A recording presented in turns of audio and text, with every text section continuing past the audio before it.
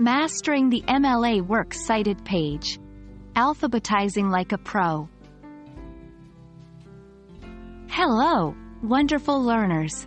Today, we're diving into the intricacies of the MLA Works Cited Page, specifically focusing on alphabetizing the list.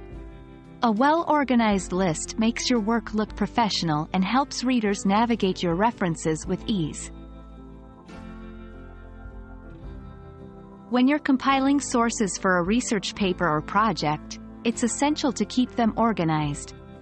Alphabetizing your works cited list is not just a random convention, but a critical component in helping your readers find the exact sources you've referenced. It's all about ensuring clarity and ease of reference.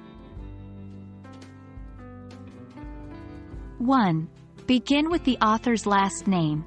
If the source has an identifiable author, this is your starting point.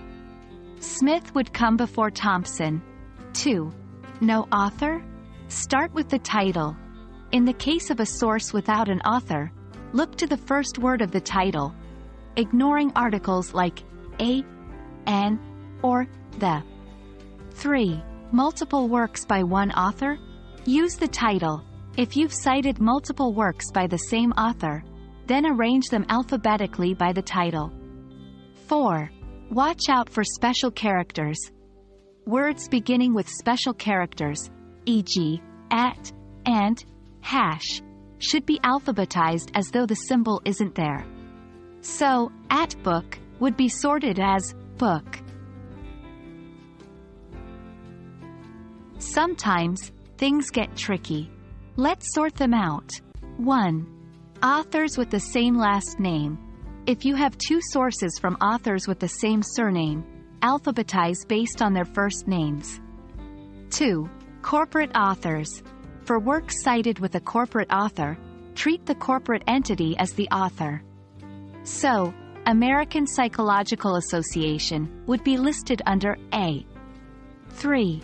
Unknown author. If the author is unknown, begin with the title. And remember, ignore leading articles, a, n, the, when alphabetizing by title. 4. Numerals. Treat numbers as if they were spelled out.